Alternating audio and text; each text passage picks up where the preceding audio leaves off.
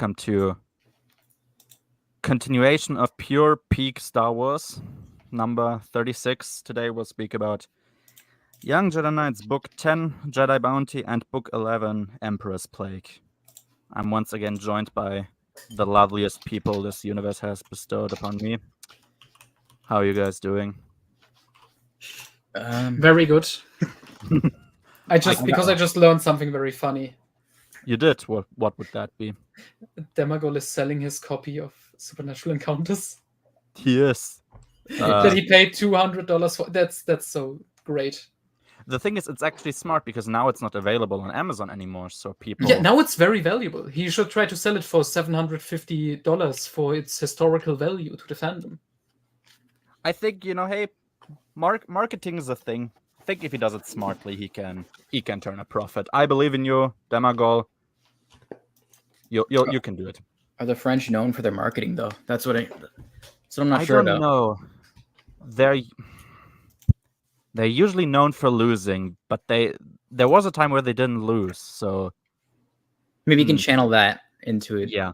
Don't try marching to Moscow to sell it, I guess, would be my recommendation. Other than that, you can do it, Demagol. I trust in you. But yeah, let's talk about Book 10, shall we? We're at Jedi Bounty. We're still in the Bolshevik arc. Yeah. How do we begin? I guess let's begin just with the stupid cover. It's hard to figure out what they're trying to say here. I don't know. It's a bit subtle, but it's really subtle. Especially I, as a German, wouldn't be able to tell. I mean, there's red banners, a white circle in that, and a black symbol in that white circle. I don't know if that is like a reference to something. As we know, Kevin is like really subtle when it comes to references usually, so it's difficult to figure out what exactly he meant. Maybe you guys have an idea, but I'm honestly, this is like beyond me. Also notice the Wolfman wearing a black leather jacket, apparently. You mean this guy? Oh no, the Wolfman. The Wolfman. Oh yeah, that's this guy that I remember. Barely. And there's Boba Fett hiding in the corner down there. Oh, that's so mysterious because he wears a mask and he's from these movies that I liked. You remember? Yeah. The only thing they can trust is the Force. I guess. Sure, yeah. We have Loey and Crybaby and Buckslut and Jason. They look kind of like they look, I guess. I didn't know that Zach actually presented his hair in this very zesty kind of way. So that he has an embarrassing ponytail. There is. I mean, look, Vikings had like they did their hair in some general similar ways, and they made it look cool. So I wonder how. It seems like there was maximum effort made to make it look as uncool as possible. That's just kind of me. What is the guy? I can't really see it on the right. This is probably there is a Trandoshan in the diversity lines. Like picks a fight later on with the Wookiees. Yeah, is it like Kursk or something? Kursk, I think. Very creative name, by the way. I can't imagine where that name came from. Yeah, I'd argue that's him, though it looks like he has like 4 eyes here or something, but that's probably just... I can't really tell. He looks like the sun from like the quality of this picture, if you can zoom in. Oh, okay, now he looks like... I don't know what this Bosk thing is, but yeah, he vaguely looks like a... He looks like a mix between Bosk and a dog. True. And considering you only really see his you still call it pupil, right? That's part of the eye. You see it here, but you don't quite see it here. So you could almost imagine that he looks like down this way with this eye and up this way with this one. So he kind of fits the theme of this book, which is that, well, yeah. Oh, and thanks for zooming in on our main antagonist, which we should point out is indeed a woman. Yeah, because he otherwise wouldn't be able to tell. I didn't know that she carried a sword. Does it look like a sword to you? It's like a dagger. Yeah, like with the scabbard and whatnot. I don't remember that she had one, but I guess so. Yeah, we have Vladimir Ilyich Lenin here. We have, You can tell she's very, charismatic. Probably gives a lot of great speeches and really hyping up the troops. Because she has this massive turd wrapped around her neck, and she holds her hands up into the air, which means that something very epic is being said right now. Mm-hmm. We have Wolfman. I don't remember his name actually. I think I just called him Right Hand Man or something. He is somebody. Havrak, something like that. Yeah, I think I vaguely remember something like this being a name that he perhaps has. Oh well, who cares? Yeah, we see these fake Nazi flags with. What? It's the symbol of the Diversity Alliance. How dare you? True. I mean, racism is the most unifying thing. If you think about it, Hitler stole the swastika. It was a good symbol beforehand, so this is really just taking it back. Exactly, yeah, we're taking it back from the bad guys by being bad guys, but also less cool. So that's it. Yeah, as a German, I of course feel personally offended that Kevin J. Anderson is stealing my national heritage. I would like him to publicly apologize for that, but if they reprinted this, they would remove these. I could see that. Actually. It's not subtle enough, I think, for some people. At least change the color of the banners to blue or something. Maybe, yeah. Change this to a rectangular form or something. Yeah. Kevin J. Anderson and poor woman who is forced into this. New York Times bestselling authors of Delusions of Grandeur. Man, what an ad, huh? Yeah. Did we talk about that one? Yeah, we did last week for 20 minutes and then we were done. Okay, that's the most. You left halfway through it. That makes sense. Yeah, that was it. And you missed a lot of quality observations by us. So shame on you. I hope you rewatched the stream. Jedi Bounty. I guess there is Jedi and bounty hunters present. So sure. What was the German name? It's Imprisoned on Rylith. Well, that makes more sense. It's more topical. Yeah, it does kind of tell you what's gonna happen. Yeah. What can I say? It's a title. It's a cover. Yeah. So let's just get into it, shall we? Let's get this over with. Chapter 1. Oh yeah, we have a quote to start off with by our famous beloved Buckslut. Quote, "Crybaby," meaning Zack, "is on our side." I don't really know if that's true. Because especially, wasn't he about to take Tycho to Lenin, literally, in the last book? I think that's what I wrote down. But he changed his mind, so it's okay. Yeah, because Boba Fett gave him this very important lesson, which is, hey, if you have conflicting clients, solve the first job, do that, and after you finish that, then finish the second job. Great insight, by the way. That's the thing that we always wanted Boba Fett to pontificate about. So good on him. When bounty hunting, do the bounties. Exactly, do the bounties real deep stuff. And do them one at a time, so you're not doing conflicting things, because afterwards nobody cares. Oh well. Yeah, that's really it. Oh, Mr. Greyholm has said he can join if I get him the link, so I'll get him the link. Noah, I suppose you'll be on your best behavior. No, I'm just joking. I will be muted, don't worry. Oh yeah, there you go. He's probably drawing something. Yeah, or looking at his new statues that he got. Oh yeah, there's some predators attacking them. I have just written down predators, so I don't actually know who attacked. Attack of Harvey Weinstein. Not that kind of predator. The Harvey Weinstein monsters on Yavin 4 are just chilling around. Oh, true. Yeah, there is still that monster. I mean, yeah, there could be a Harvey Weinstein there. They wouldn't know. And yeah, the only one who's unable to defend himself is Reyna, because Reyna is an idiot and he doesn't know Jedi things, which I don't buy. So big L. Oh, it's a Rakmar is what Rakmar. Ah, yes. I have it written called. I remember them from nothing, but oh well. And yeah, then Lusa, she saves him and carries him around she carries him around like a horse because, spoiler, she's like a centaur. Yeah, and Raynar gets the final kill list. At least that's nice. Apparently, I have it written down that Raynar apparently gets the final kill. That's nice. Yes, the game deciding move, so that's good. Yeah, and now Tatsuma, she announces that she has spies within the Bolshevik movement, so the Diversity Alliance, which I guess is the first time that the good side had spies anywhere in the Bantam era. And it's the fucking Hapens. Yeah, it's the fucking Hapens, of course. I was about to say, can you really call the Hapens the good side?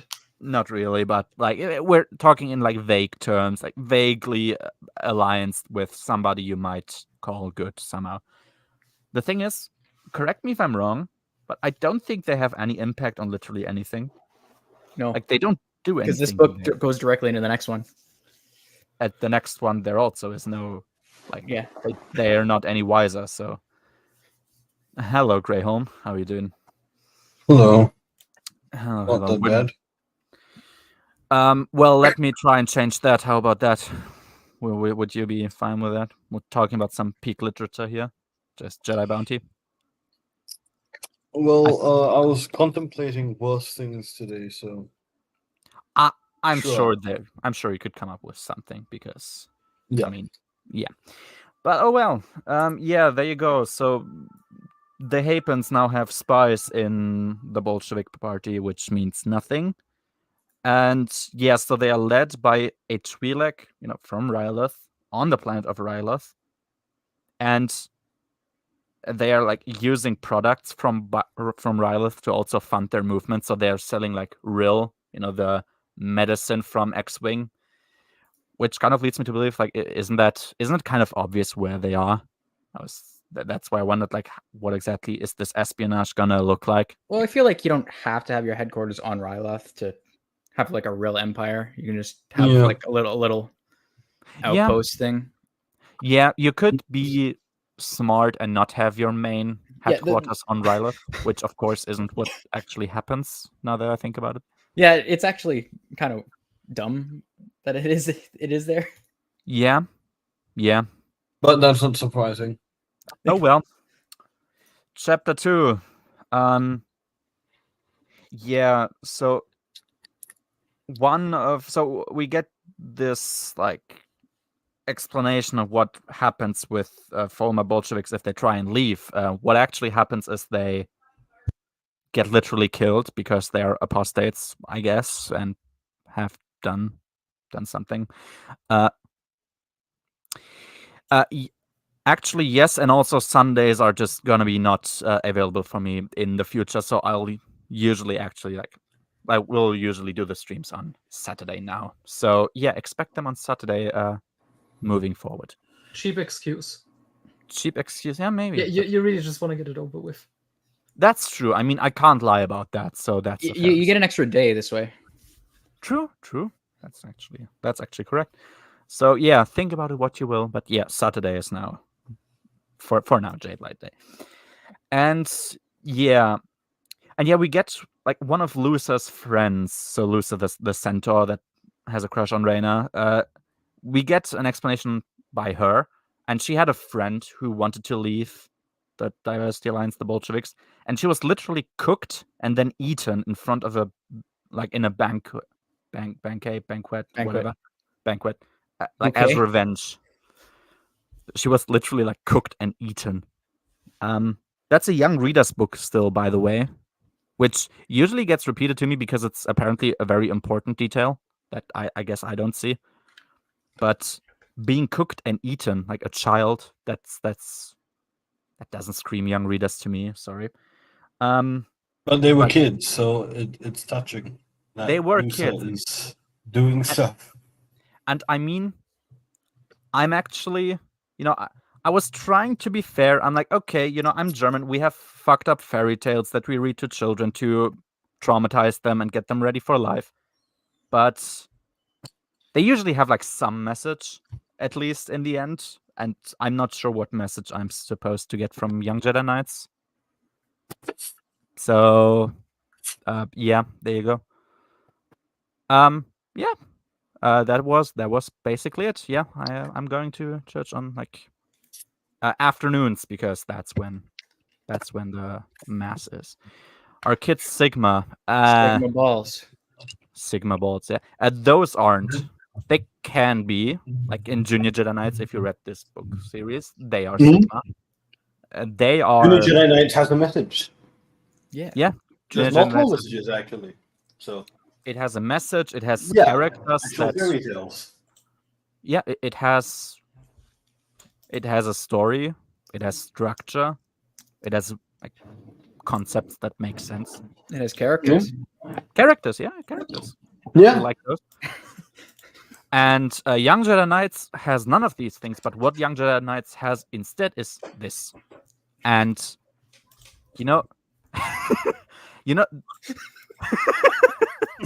that you have to ask yourself, is that a trade-off that you're willing to make?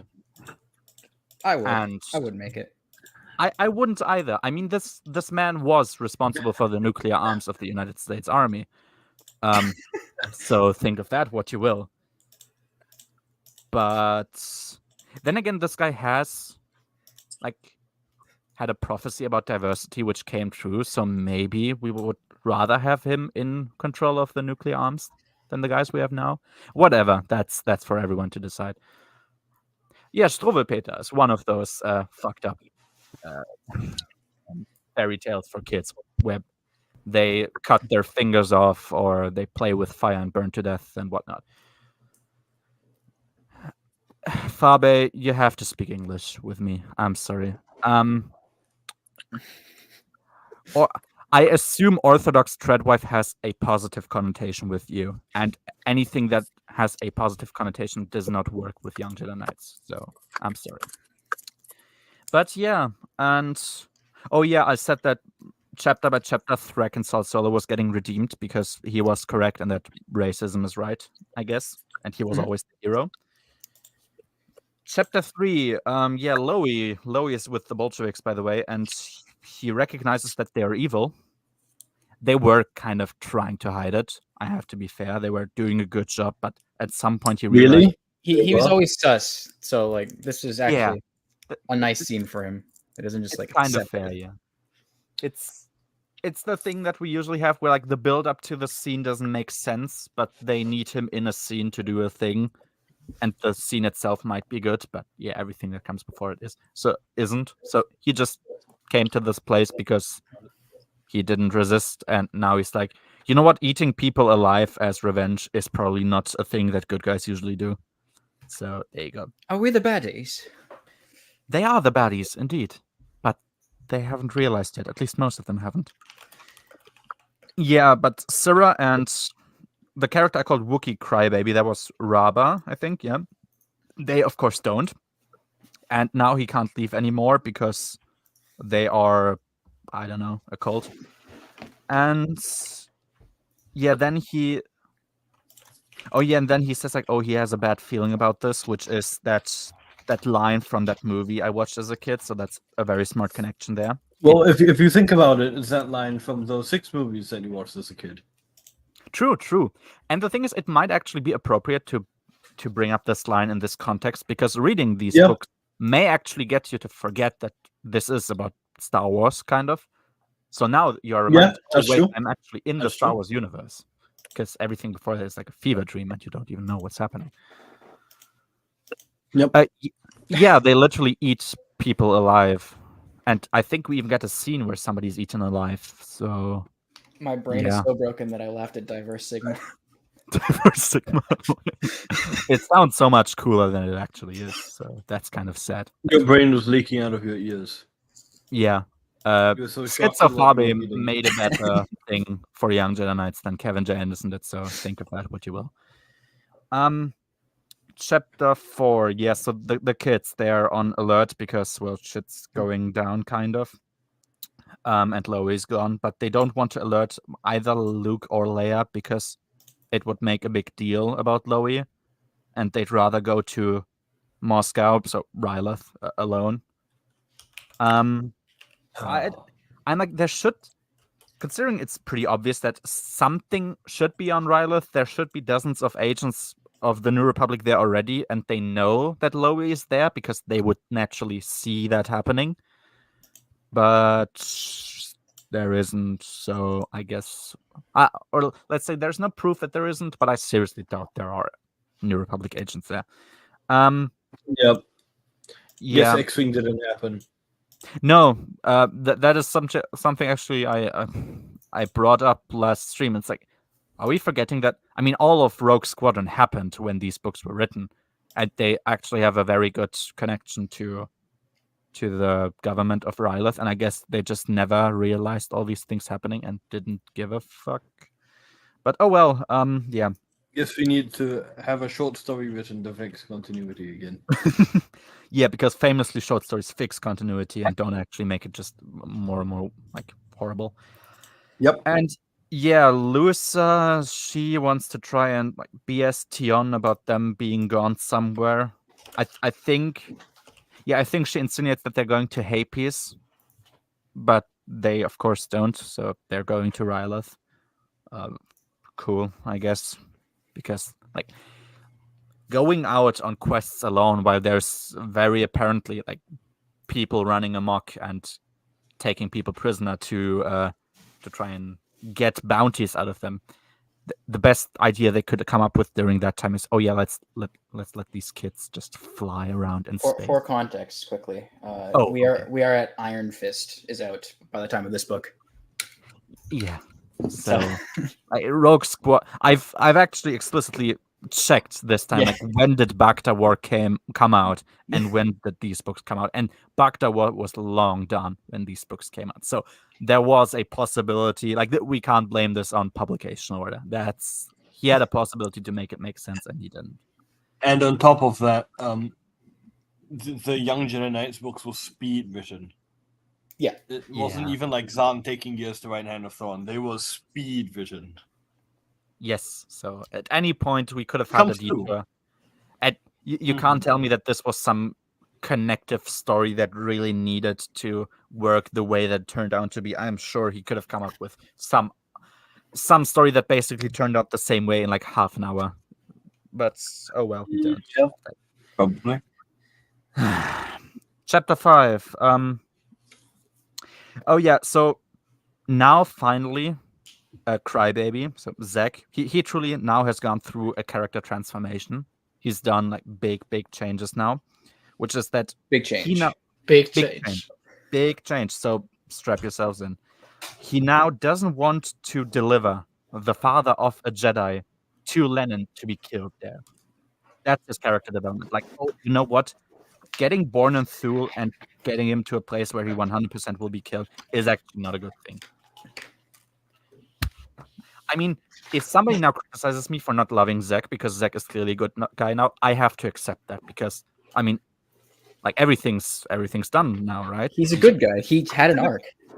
Yeah, he's had an arc. Perfect. He ate that bouquet. He ate the bouquet. And how far we've come.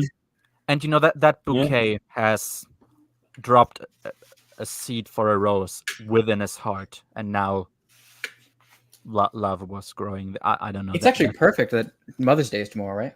Because yes, to celebrate the horrible mothers of the EU, like Leia. I should have done a Mother's Day video celebrating the day. Do it. You can still do it. Just do an extra one tomorrow. After the stream, I'm gonna do a video like about all the horrible mothers of the EU, because I mean, there's at least one that we can talk about. So there are many. There are many. Unfortunately, we have to count Mara Jade there because the Darkness trilogy exists and Legacy of the Force. Yeah, sadly. Yeah. Well, we kind of. Wait, hang on. Who aren't bad mothers in the EU? Chandra. Just because we don't see her much. Because we don't see her much. Like Yeah, Sarkantina, again, we don't see her that much. Padme, maybe, because she has the But she audacity to died of die sadness. in childbirth. She does die of sadness, actually. That's a good point. Yeah, So she kind of abandoned the children, if you think about it. That way. Nomi Sunrider? I guess. I mean, you could probably she kind of argue that defected she got. Vima before redemption, but I think we can count Nomi as a good one. If I would, maybe. if I were to reread Tales of the Jedi, I'm sure we could see that Nomi got Vima in a bunch of situations that she didn't need to be in necessarily. That's true, but then again, the alternatives could have been much worse. So she made respectable choices. They weren't atrocious. True. A Shmi, I would say Shmi is probably good. Yeah. A good mother. It's not her fault she was a slave. Yeah, she was a slave. She got her child into obviously better conditions than before, at her own expense. Yeah. Yep. A Tachum. I guess Tachum always tried to kill other people to protect her child. No, but she was. Watch what you say. We're about Dark Journey. Dark Journey. That's what I'm saying. Watch what you say. Sure, yeah. We'll get there. I guess she wanted to buy her son a princess. I mean, I can understand. It got worse, actually. It got worse. Nice. Oh, Tenel Ka is definitely on the list of terrible mothers. Oh yeah, Yes. because she has had a child with a prostitute, literally. So that's never a good thing. What about Tyria Sarkantana from the Wave Squadron books? Because we never saw her as a mother. We just had her son showing up like in Legacy of the Force. So I think we can assume that she did well. Well, those are ones I can't judge. Sadly. Mirax? Interesting that the good mothers are the ones we don't really see. Yeah, Mirax disappears. Yeah, She's exactly. Wait, what about who's that woman in Kenobi? Annalene? Oh yeah, Oh yeah, her son is an alcoholic. Her daughter is like a snitch. And they all die on Alderaan. Yeah. And no, according to John Jackson Miller, they weren't necessarily an Alderaan at the time. Oh well, I mean it's so technically. I'm pretty sure the implication is clear. There's 20 years between them going to Alderaan and the planet blowing up. It's fine. I mean, she would have gone to another planet to study. She wanted to get the best stepfather there is for her children. So I mean, yeah, and literally, they picked. Yeah, she picked a pretty darn good choice. So yeah, respect for that one. Yes, Fabe, he had sex in exchange for a fleet, which is basically the same as in exchange for money. So Jason is literally a prostitute. Yeah. That is the weird hill that I'm dying on. I just chose it. Until you get there. Until we get there, then I'll be even madder. How is Bastila? I wouldn't know. I think, didn't we only see her as a mother in the Revan episode? Yeah, I'm pretty sure, yeah. She's probably shit. Well, her son became Chancellor, so I guess she's okay. And he kind of, based on the impression that we get in the Revan novel, she turned out all right. I mean, her son was fine, and she didn't go hunting Revan while being pregnant, or go with Revan while pregnant. So that's a pretty sizable step. That's a good thing to do. I think we can count in the list. TLDR, mothers are shit in Star Wars, by the way. Yeah.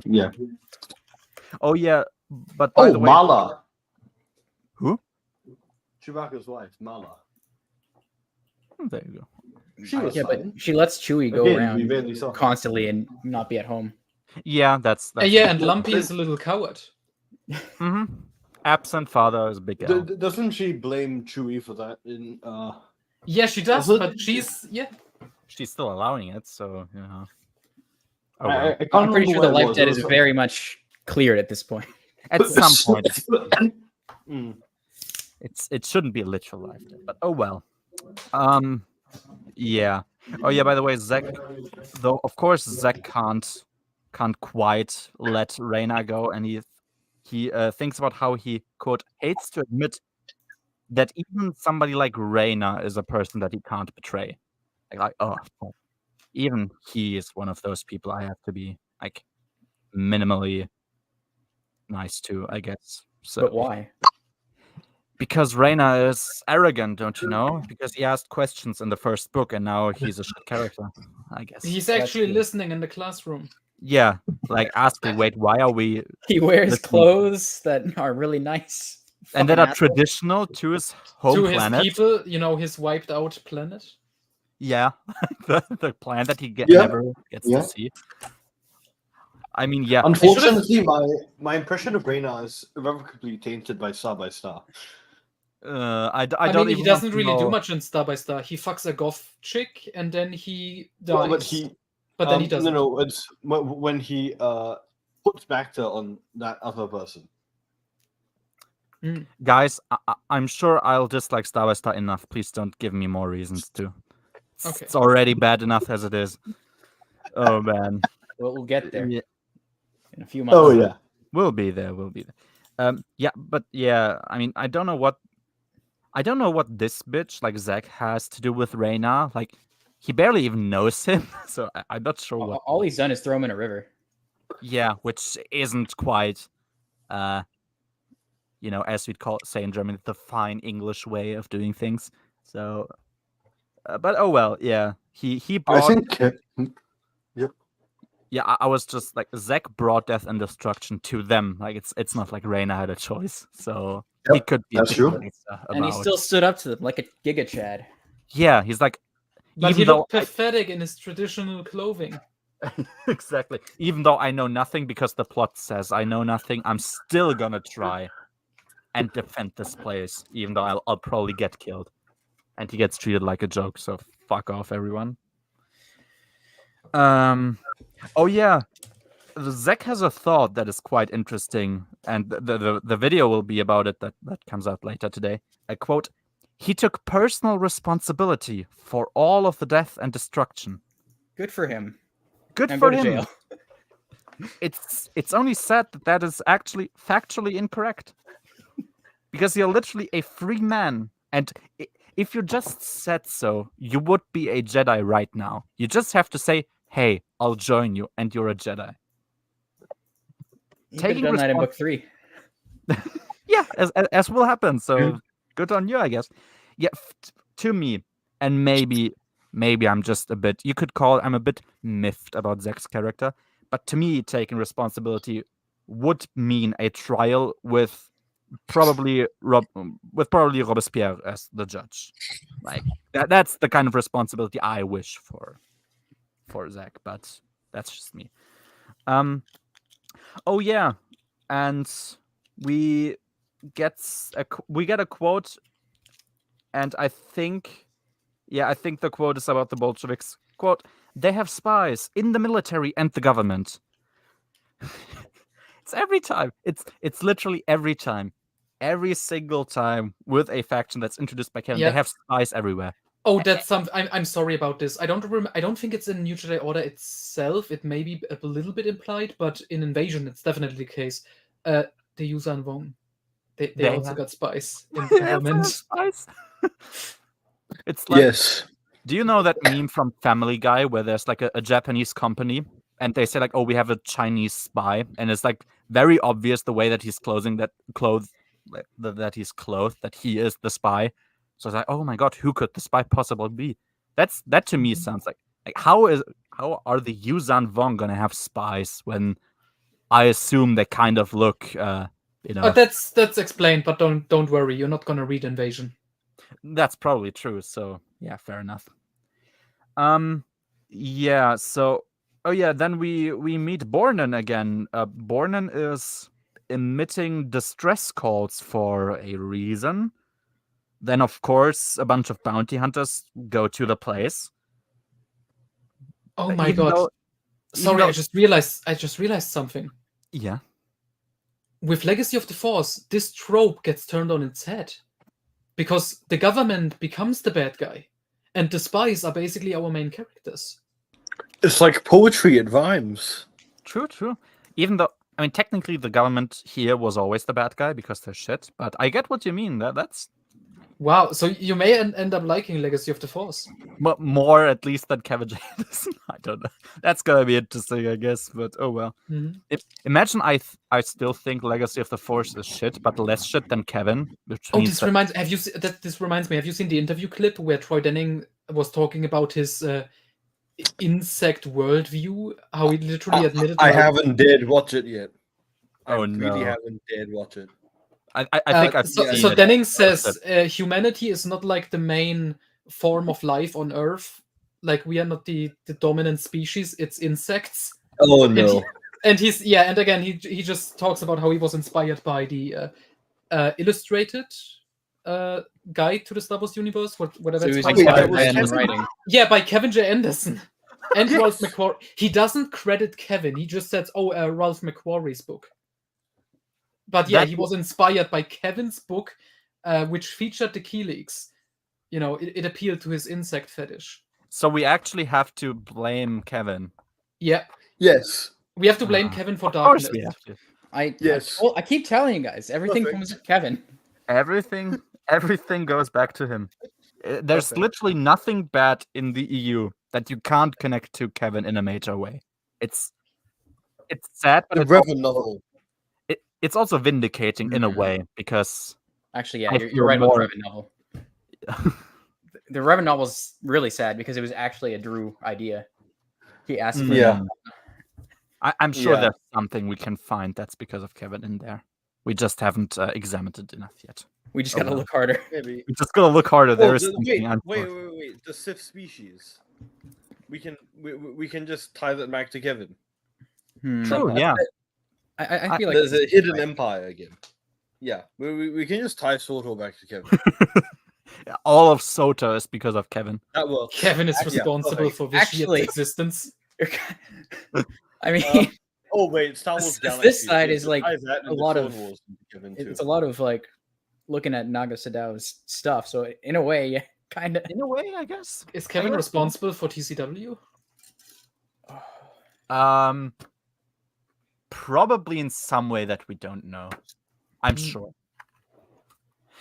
Oh well, but going back to Bornen. So Bornen is sending out distress calls. Then of course bounty hunters go there. But there's this weird thing where they try to explain like this bounty hunter code thing, and if you disrespect the code, then you're dishonorable or something. But then Denga is there first, and he claims bounty hunter's right, which it's not explicitly explained, but to me it sounds like first come, first serve, but for bounty hunters. Like, I found him, now you guys have to stay away. But they don't. Like, nobody gives a shit, actually. And I don't. That feels like Pirates of the Caribbean parlay rules, right? Yeah, kind of. More like guidelines. Yeah. More like guidelines. Yeah, because Boba Fett tries to make a big deal out of them, but then they're like ignored in basically the first instance where you could see what they mean in action. So I didn't know what that was about. Anyway. Why do you keep saying Boba Fett? It's his daughter, alien. Of course. Alien something. It's so clear that it was never supposed to be him in the first place. Yeah, clearly. In this book series, they literally say, you're always wearing a mask. You could be a woman underneath this. But they also say you could be an alien, and that doesn't happen, so... He could have been an alien woman. He could have been an alien woman, and still Boba Fett's daughter. Maybe he had weird relations that we don't know about. I mean, that's confirmed in one of the comics. Of course. And in Fate and I guess in Return of the Jedi, because he's flirting with the dancers at Jabba's palace. True, I guess so. Oh well. Yeah. So, then there's a scene where Zek clearly could have killed Denga, but then, welcome back. But then he... like that. Oh, well, happens. Yeah, so there's clearly a scene where like Zek can kill Denga, but then he doesn't. And he also applies a tracking device to Bornen's ship. Then Bornen escapes, and Zek goes away as well. So that was a scene that existed here. By the way, reminder, this may be the last appearance of Denga. Thank fuck. And he lagged out again. I actually, the thing is, I have no clue what or who Dengar actually is, and he's the kind of character where I don't want to know. No, but see, that's Dave Wolverton wrote a great short story about Dengar and his backstory, which is actually good and makes the character interesting. And I would recommend that. But yeah, now your first experience with Dengar was this. No, my first experience with Dengar will always be Lego Star Wars. So. Oh yeah, fair. Okay. Or I guess Empire Strikes Back in theory, but the first time I even heard the name Dengar. So. Oh well. Chapter 6. Oh yeah, I've actually written it down here. I love the fact that Rogue Squadron had very good relations on Ryloth, and that is utterly ignored. So. Oh well. Connected universe, guys. And yeah, so the kids. So they were kids. They were kids. They were kids indeed. And then they grew up. And they truly were. And at some point they grow up and are not kids anymore, which is so smart. And yeah, they're doing it for real this time. For real. Yay. And yeah, they magnetically join with some other ship to in this way they sneak into the lair of Lenin, which I guess works. I mean, don't you isn't there some kind of alarm when you just stick your ship to another one? Like you're literally landing on another ship. And even forgetting an alarm, isn't there a physical impact that you feel? Should we bring up the Empire Strikes Back with the Falcon? Yeah, fair enough. No, there was an impact on the Falcon, but the Star Destroyer was so big that nobody felt anything. Yeah, so maybe. So in this case, it's. Yeah. Okay. I mean, it would be fair to then dismiss there should be an alarm, because maybe that wouldn't make too much sense, because if an asteroid hits your spaceship, then that will also cause an alarm, which I don't know. Well, I mean, it could be smart. I feel like there should be an alarm if an asteroid hits your spaceship. There probably should, now that I said it out loud. So I guess that's also if we're dealing with smaller ships, it makes sense to have an alarm. But if we're dealing with Star Destroyer, it seems like a completely Empire thing to just go, who on earth is going to get close enough and then dare to dock on a Star Destroyer? Yeah, that'd be crazy.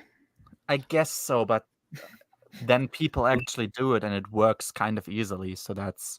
But I mean, it's the Empire. It's not like they're meant to be intelligent geniuses. They end up being, if we see the New Republic, but I guess so, yeah.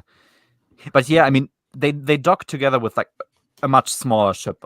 To me, it was bigger than the. I think they flew there with the Rock Dragon, right? So much bigger in some way, but not that much. So I guess they should have noticed in some way, because it's a major thing. If ships can magnetically join other ships, then there should be a counter to that, but. Yeah, and just on a side note, when I hear magnetically join, I think of magically join to the Killick hive mind. Please don't. I'm so close to NJO. Please don't make me think of Killicks. I feel close to actual good literature. You're just trying to. No, I'm just joking. Okay, go into magically join. Ugh. Yeah.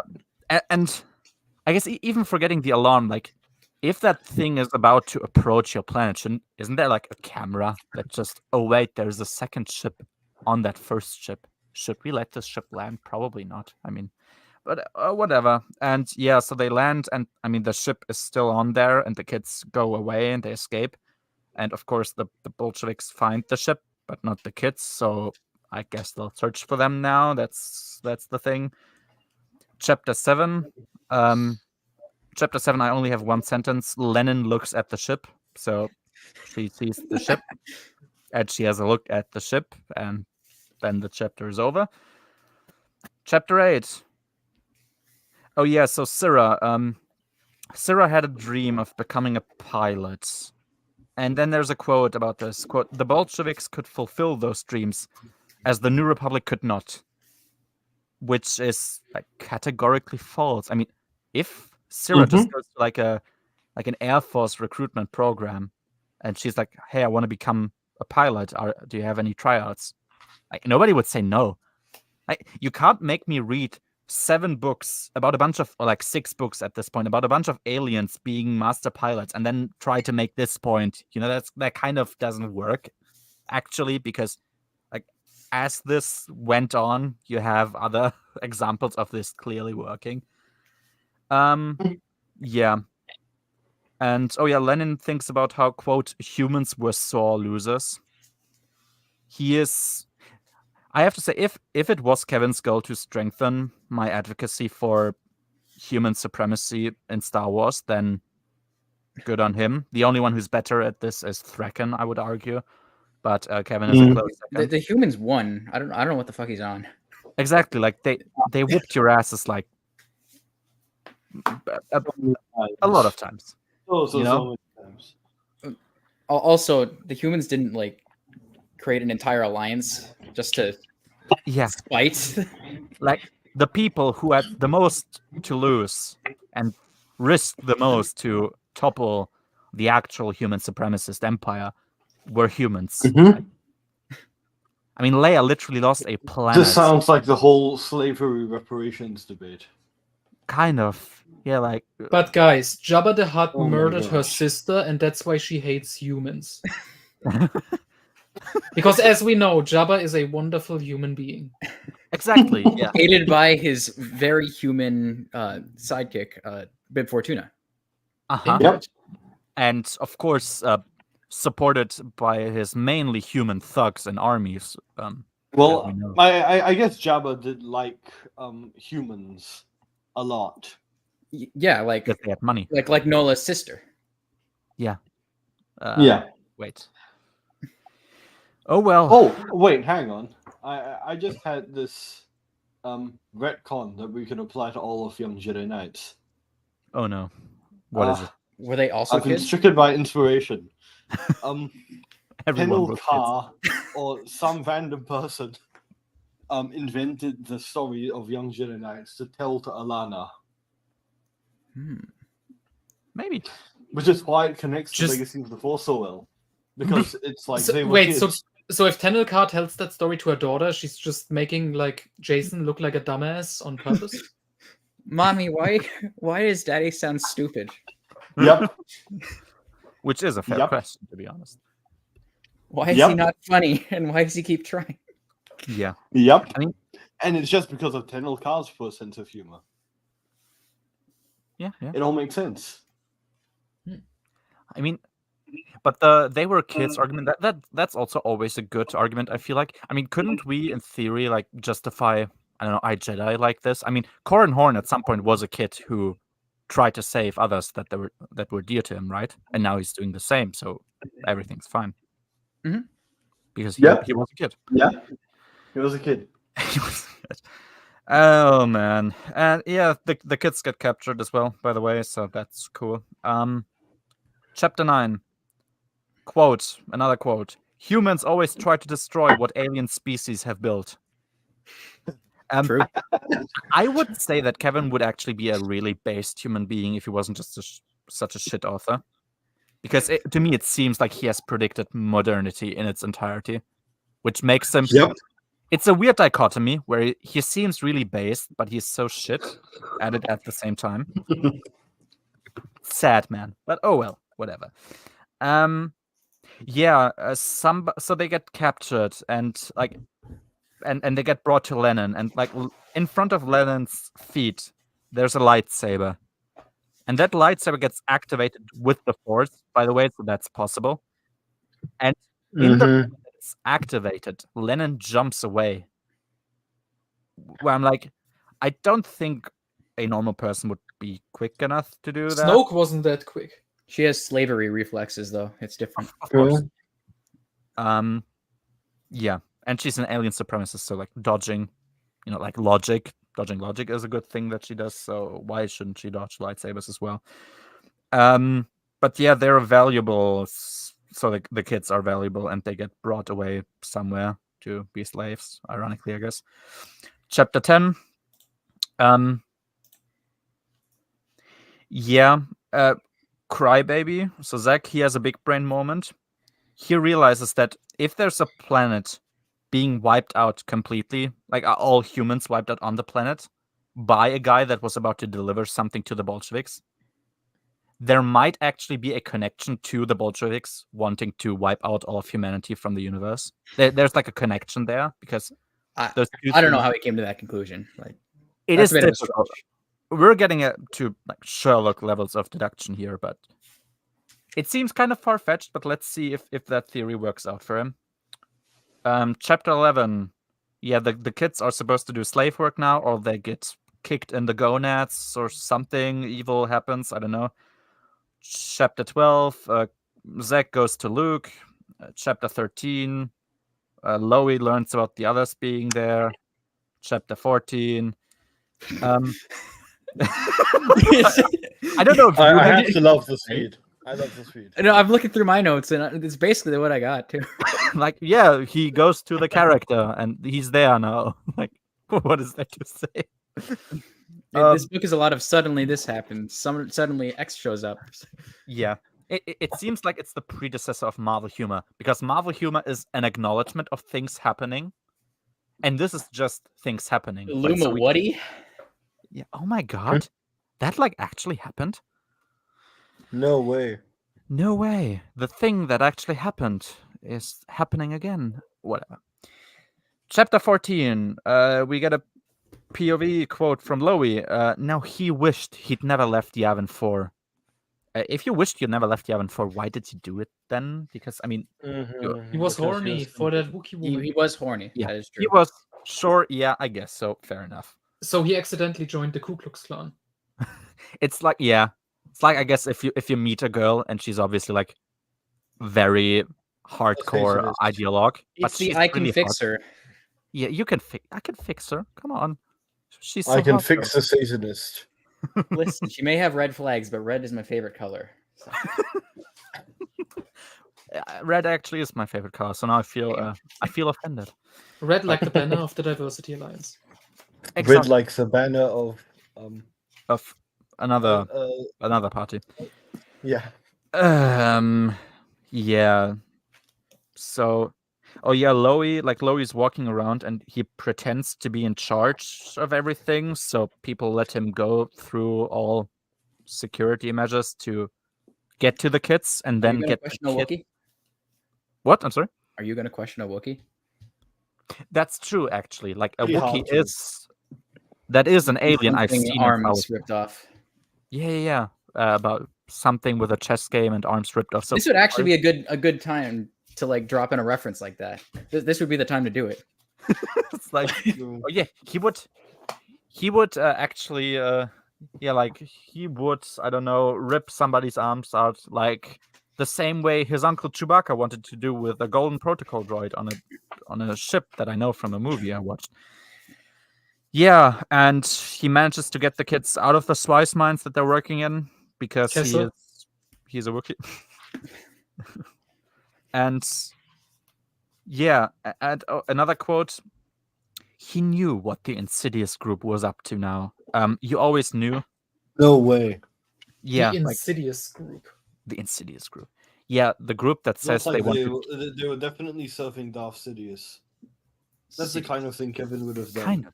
Yeah, kind of, I guess. That would be an interesting reference. Yeah, they're Insidious, like that Sith Lord that existed at some point. That would make sense with the human supremacy, because Palpatine hated the Gungans.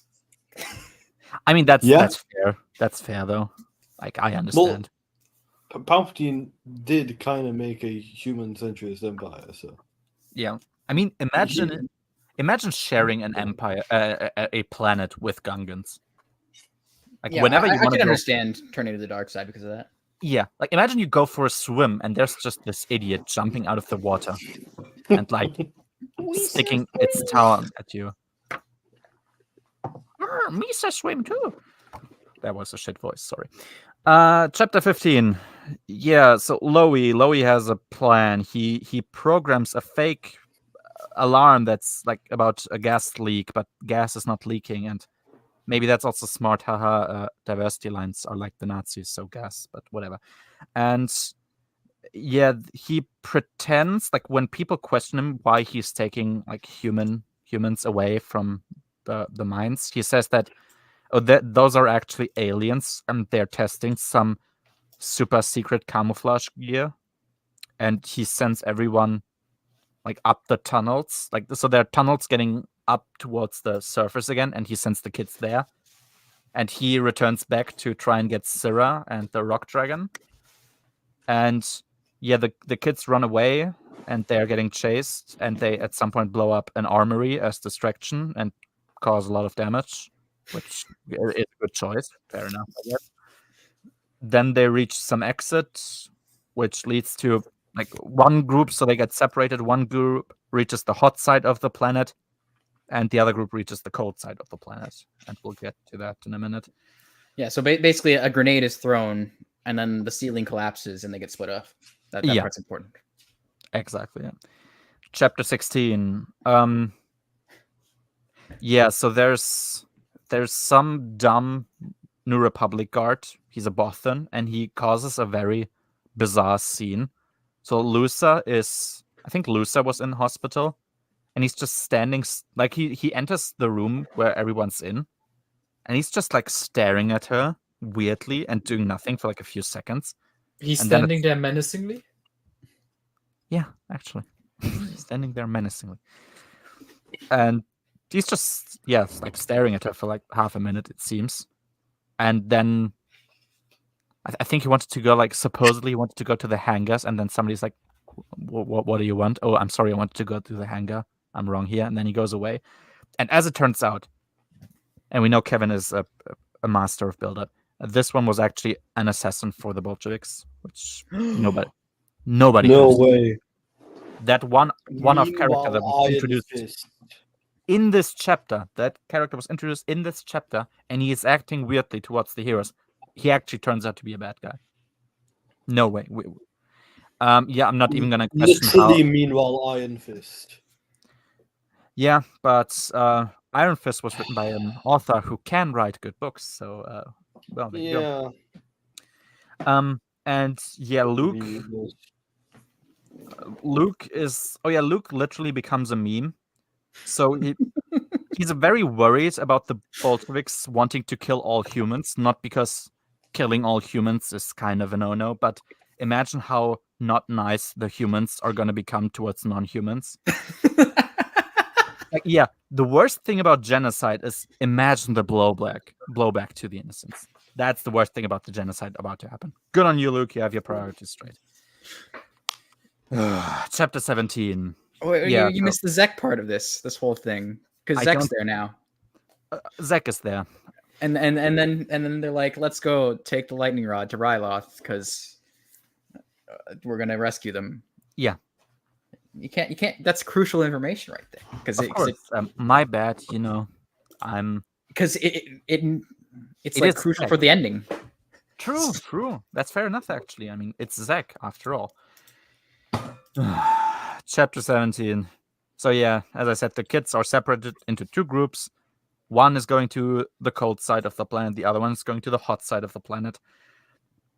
Yeah, that means, actually. So yeah, that means Pico. We spoke about this. Like they apparently ran multiple few kilometers in the. Because, like, considering the in-between part is the only habitable part of the planet, and they separated so much that they're both not in the habitable part of the planet anymore. That means like they ran a lot without getting tired. Even though they were kids. They were kids. That is actually true. They were at some point younger than they're now. I genuinely cannot believe that kids, force or no force, ran that much. No, it doesn't make any sense. Nope. It gets stupider the more you think about it. Yeah, yes. Exactly. Especially with some of the wording later on, because they're going to run more kilometers in the cold side. Yeah, and it's going to take hours. Yeah. At least a long time. It's going to take them to go. So. And this is why Tenelkar was the one who told Alana these stories, and this is not actually what happened. I'm going to die on this hill from now on. that is the only halfway working way to make this work. Yeah. There's nothing else. Yep. And of course, as it happens, Tanelka is actually the one who is on the cold side of the planet, and she's Jason. half naked in lizards, like only covered in lizard scales, by the way. Yep. And must be pretty cold. yeah, and she doesn't immediately go into hypothermia, which is No way. weird because she's there for hours and she doesn't die. Oh yeah, of course she's also warm because she unbraids her hair, so I have to. Yeah, that was Jason's idea. That was Jason's idea. Hey, unbraid your hair because that's gonna keep you from dying. Yeah, it's warm now, so the thing is, yeah. So I was like, okay, the temperate zone of the planet, by their guess, is about 7 to 10 kilometers away, apparently. And if we add that with the distance that they actually ran within the tunnels, that means they probably easily ran about 20 kilometers or something in at least in what seems like it was only half a day tops. And yeah, I tried to look at it. I think during World War I, the German army was about able to walk, to march 20 kilometers a day. So, yeah, but they got stuff on their back from. True, fair enough. But and they're adults. Maybe they're force fed the whole way. That's true. Maybe they were, I don't know, on spice or something. That can happen. Yeah, because I then said this entire area just to me sounds like Alaska, because the impression I got of this planet is the cold and the hot parts are literally uninhabitable. It's so hot and so cold there that you can't possibly ever live there. And it just seems like, oh yeah, well, it's really cold, but you could live there if you just... It's basically a Pokeball. Yeah. Just go there. It seems to work, but yeah. Oh well, and then something happens. So from the hot side of the planet, there's a wind, there's wind passing over, and it's melting hot. So they have to get away, and they hide in a cave. And if the hot wind actually passes over the temperate zone into the cold part, how can anything actually exist in the temperate zone? But I didn't question that any further. I guess the entire planet is basically inhabitable if they just chose to. Oh well. Maybe they just stay in the tunnels, even though there's I don't fucking know. Yeah, there's it is what it is, I guess. Chapter 18. Wait, you missed a Jason joke. Stop doing that. You can't... What is this? I have a bad. This is the Wampa one. It's I no. A Wampa one. But shoot, what is that? What side of a Wampa ice creature has the most fur? Oh, that was ridiculous. I don't know. Tanaka goes, I might welcome the company of even a Wampa ice creature at this moment and invite it to our group for warmth. I don't know, Jason. Tell me what side of a Wampa ice creature has the most fur.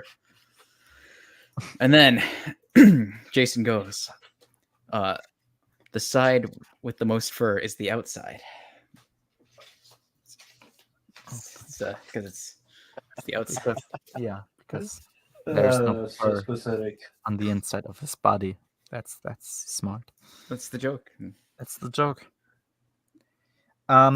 Because he likes animals, so he knows about their biology. What a meaningful joke. It truly is a part of his character, you can tell. I agree. Yeah. Good. Pico, when is the last Jason joke in the books? I'm actually not sure if is there one in the last books. I think so. Let me double check Crystal Reef. I don't remember. Right. Chapter 3 of Crystal Reef.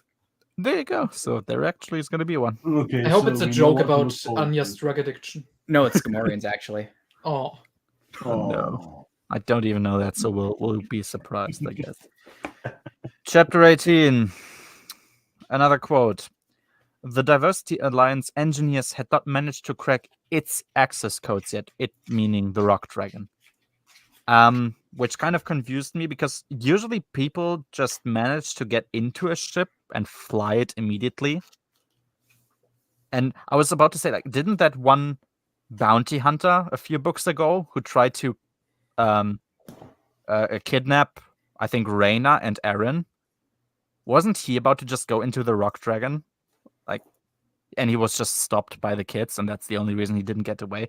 So why do they have to break some codes now if he it seems like would have managed in the book before? I don't know, but I guess that's now the reason that the ship is still there. And yeah, Loie and Syrah, they escape. Chapter 19.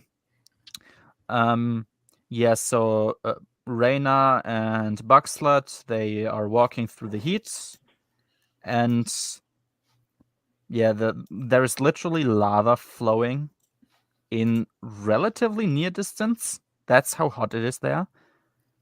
They should probably already be dehydrated at this point. They literally, literally when they're about, like when they touch anything, they literally burn their skin. Like not, it's hot, but they literally burn it. So. And they're running. Yeah. So As kids. how they survive, I don't quite know, but yeah. And Wait, yeah. Sorry, this is the hot side. Yes. With lava. Wasn't it a desert? Basically, it's like a canyon.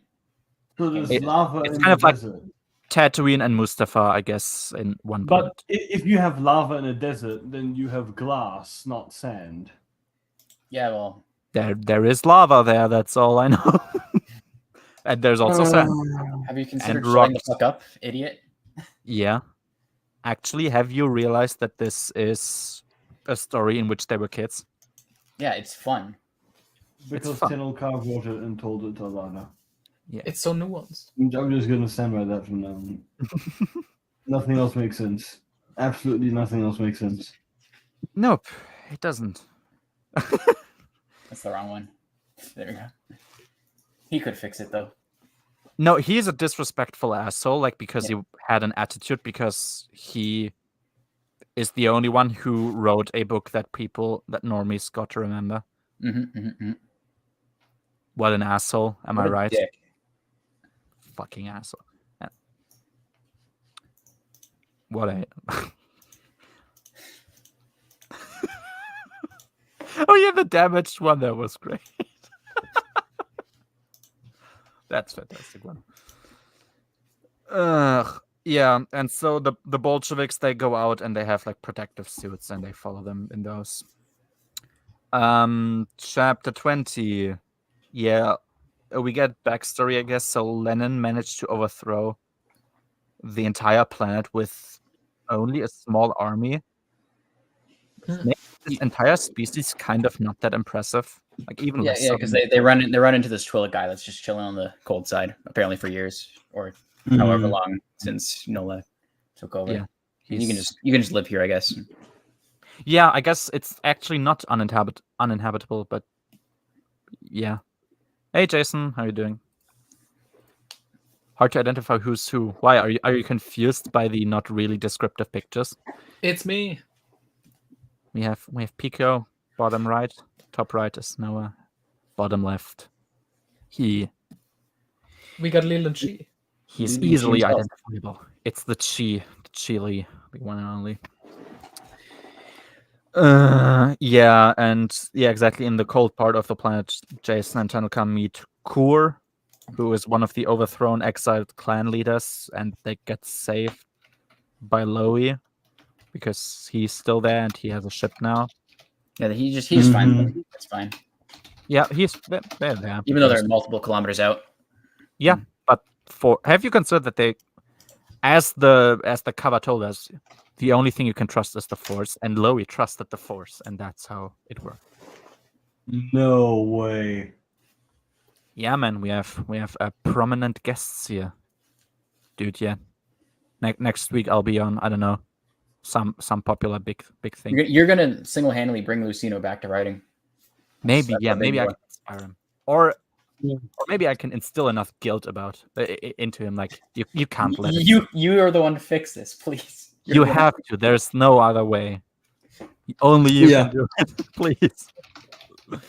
Oh man, yeah. Sad. And he can release his Palpatine novel, as he does that. He, I would rather want him to like write a alternative universe post NJO thing. Just the Skywalker. I Really wrote that. guess, yeah. But yeah, I mean, if the Palpatine thing at least was already kind of a thing. Yeah, maybe he's Brandon Sandersing it. Yeah, Or he's just writing books. Well, in secret. that would that's be good. true. That does sound like the sort of thing Lucina would do. Yeah. Sad. Chapter 21. Oh yeah, so the right-hand man of Lenin, so the wolf boy, whatever his name. Oh yeah, Hovrak, that was his name. Yeah, Hovrak. He's there, and he attacks whoever was on the hot side of the planet. That was Reyna and Buxlot, I think. And yeah, he's revealing the plans of the Bolsheviks to them, like in anger. Oh yeah, we're gonna kill all humans. That's our plan. While Because kids wrote it. because kids, of course. I mean, yeah, that's what a villain in a juvenile thing has to do, I guess. Because isn't that so funny? And yeah, then the lightning rod appears and saves them, which is very lucky, of course. Yeah, because they just happen to like exit hyperspace right above where Raynar and Jaina are. Yeah. Coincidentally, right there, right It below. was probably the Force. I mean, have you considered that they're Force sensitive?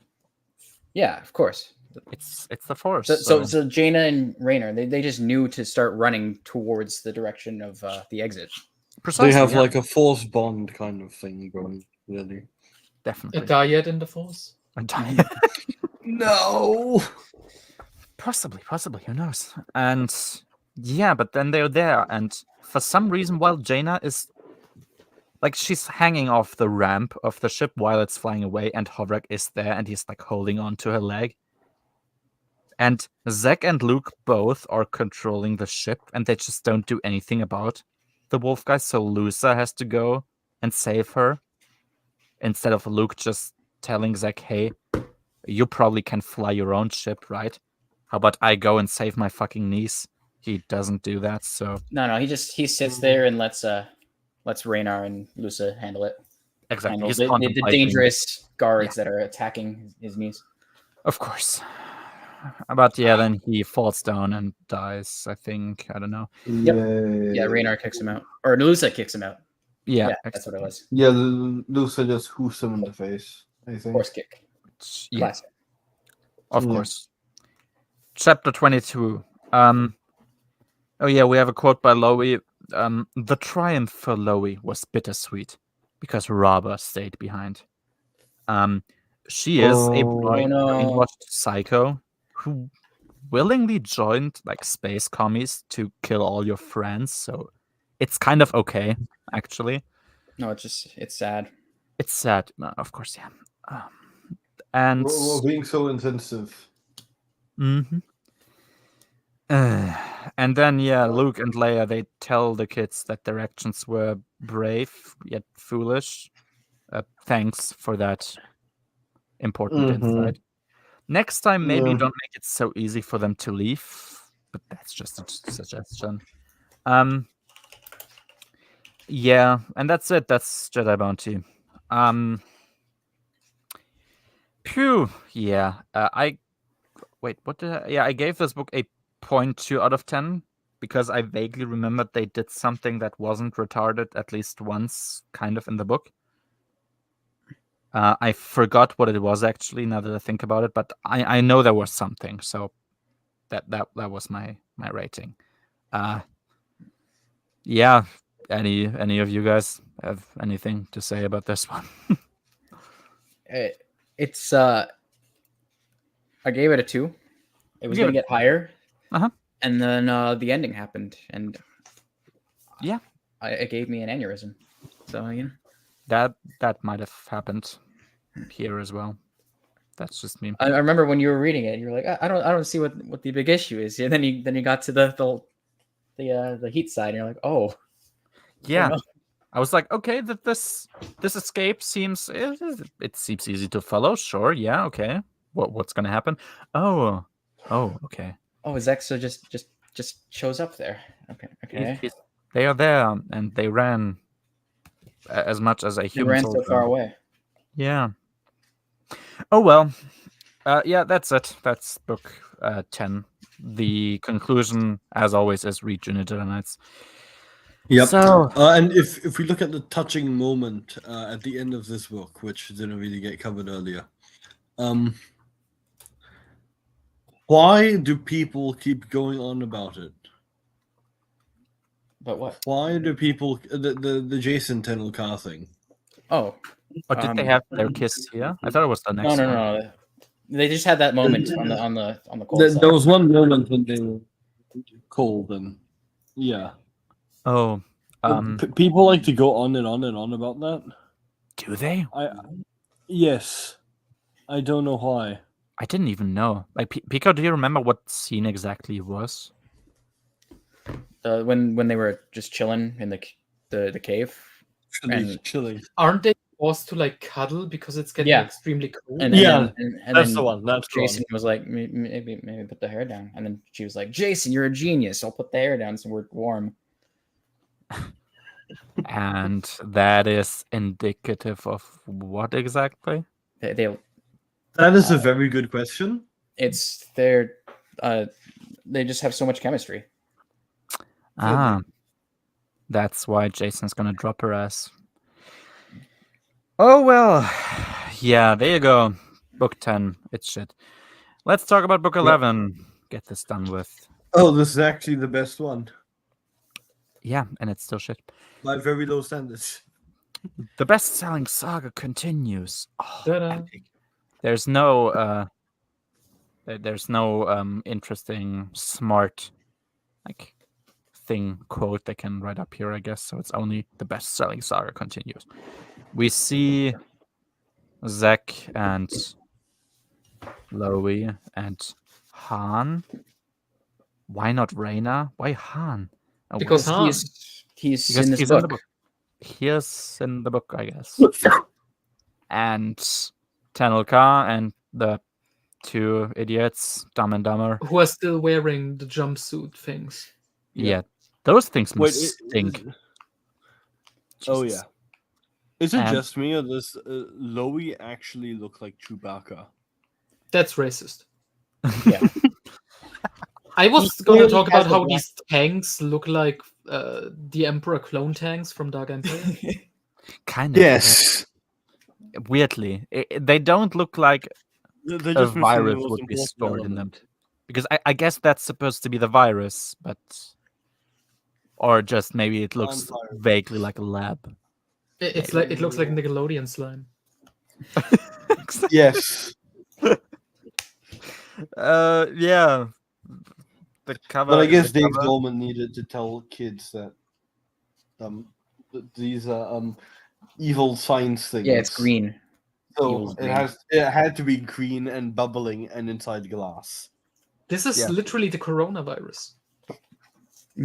This, but only worse. So this the Wuhan lab guys. They had kids with lightsabers The Emperor's wandering around Ovates. inside, and then there was this kind of mad neo-communist. Would And be funny if this guy that she was hunting, and then kids with lightsabers were there and did stuff, and then things- the guy she was hunting sacrificed himself to give Neo-Commie a plague, and then she kind of ran off and gave everyone, a virus, and gave everyone COVID.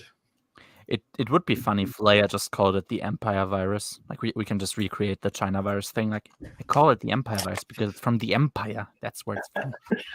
Can make it The Critters trap could, the Critters virus could just be. The sheath True. virus. the other Empire virus. Yes, perfect. And there you go. New York Times best-selling authors of Jedi Bounty. Yeah, for all of you who didn't get the memo, New York Times bestseller is literally a worthless title. It means nothing because Literally, Crucible got it. It's Which actually, should I mean, also warn you, by the way, Darkness didn't get on the New York Times bestseller list at all. Jesus, because I New know. York Times bestseller seems like a participation trophy of literature. Like, oh, this is the thing that you get, I guess, if you.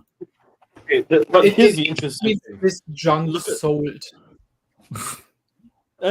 Yeah, apparently that's actually how it works. Like, they have to get advertised in the New York Times, even though it costs so much money. It's just always been done like that. I forgot what interview I read that in. There you go. But it's pretty stupid. Yeah. And speaking of stupid, Young Jedi Knights Book 11, huh? Yeah. It's called The Emperor's Plague because, well, the plague is of the Emperor, I guess. So it all connects back to Sheev again. True. Palpatine's behind it all. Wow. We are not blaming Tom Veach for this. I wasn't planning on it. Decades I just afterwards, wanted and to we're say that. still telling stories about the Emperor. But oh well. I mean, the first arc was also about the returned Emperor. True. Yeah. Fair enough. It was. Again. Yeah. Again. The title in German is Legacy of the Empire. So, I mean, yeah, the virus, I guess, is the legacy of the Empire. One of them. One of the I legacies. guess. There's so many legacies. Yeah, there's so many Yeah. legacies that we don't It's Like so racism. nuanced. Oh well. I hate racism. Oh man. Yeah, let's just get this over with, I guess. Chapter 1. Yeah, so the New Republic knows where everything is pretty precisely now. So it should be time to just send a fleet there and level everything to the ground, right? Mm-hmm. Yeah. Yeah, the Hapens, they famously have a big scary fleet that is worth participating in human sex trafficking for. So they're gonna be there, right? They have spies there. They know everything at this point. I mean, their princess was abducted and put into slavery, so they'll annihilate them, right? Yeah. Zek. Zek is envious that the others have family. You have refused help. I'm sorry. You could have had a family if you weren't a retard. Isn't That's on you. Peckham his family? What? I'm sorry? Isn't Peckham his family? Yes. Okay. But he lives in trash. He lives in trash. He refuses jobs that pay well, so he actually has to still live in trash. And I guess he just. Oh, by the doesn't- way, Peckham is never mentioned again. He may be mentioned, but I don't think he shows up, and his relationship with Zack is irrelevant. In That future is good. stories. Mm-hmm. Maybe Peckham also dies in Star by Star because why wouldn't he? Wouldn't that be funny? Everybody dies in Star by Star. Yeah, it would be so meaningful. Yeah. And then, randomly that contemplation hit me at this point. Why exactly would the Empire develop a virus that's designed to specifically and only kill humans? They later kind of explained, like, oh, in case they wanted to, like, destroy a rebel outpost or something. But I No mean, way, it's the rebels again. it's the rebels. But then again, the rebels, there were a lot of aliens there. That was kind of the point, yeah. And and also, oh yeah, wait, we're all humans. And then they also just don't destroy the virus as soon as they realize they have no use for it. No, they kept it. So we can have the story now. Yeah, and I wrote down that everybody gets an exposition dump about everything that's going on. So every character that you could think of now knows the past books. Chapter 2. Yeah, so we get back to how the New Republic is shit. Yeah, because there's actually senators who believe that it's humans who should be reprimanded and not the Bolsheviks, because they can't they can't accept, quote, aliens who don't conform to their human ways of thinking. I'm gonna create a a charity called I Love Puppies, and we're going to spend all of the money on slavery. Actually, we're gonna add just enslave people. Yeah, But if you don't like us, it's because you hate puppies. Just so you know. Mhm. exactly. Because why would you fight an organization that's called I Love Puppies? Yeah, It can only mean that you hate puppies, right? exactly. That's so stupid. It's your Yeah. fault. This was the umpteenth scene where I thought, please end this joke of affection already, so I can move on with my life because I can't be bothered. These people are so horrible, and I have yet to see a single. I think in Star Wars, like, correct me if I'm wrong. I have yet to see a single alien society that has produced a better one than the humans. I don't think there is. Jeez. The Rakatans, because they enslaved everyone. Yeah, the literal like the ancient people of the galaxy that literally enslaved everybody. I guess so. Yeah. What's wrong with Wookiee society? They build computer factories in the top of trees, and they don't defend their planet. That's kind of shit. I blame Kevin for that one. That's true. That's true. What about Yuzhan Vong society? I guess they're not of this galaxy, and they also just Just kill they- everybody indiscriminately. Which is, Yeah, exactly. that is like kind a of works reverse. for them, right? Like, we're reversing back to being a good society because they kill all the bad ones. So Yeah. you know, it's kind of this thing. I mean, look, we suddenly find out with a single line that they killed this whole really bad Bantam society that nobody liked. Yay! I can't wait for that. It's gonna be so great. Oh man. Yeah. But yeah, there you go. That's it. And yeah, another senator chimes in. He's like, to the kids, he's saying, "Oh, you broke laws. You're probably guilty of espionage. You spent days in not slavery, but a labor camp with food and water. It was like the food and water was dirty, and it was meant to poison the kids. But and the kids know that, and they know that they could just say it, but they for some reason don't say it. Like, hey, they openly told us that it's supposed to poison us. I mean, not like it would have made a meaningful difference. They wouldn't have cared either way. And oh yeah, by the way, you escaped now, so you escaped your punishment by fleeing.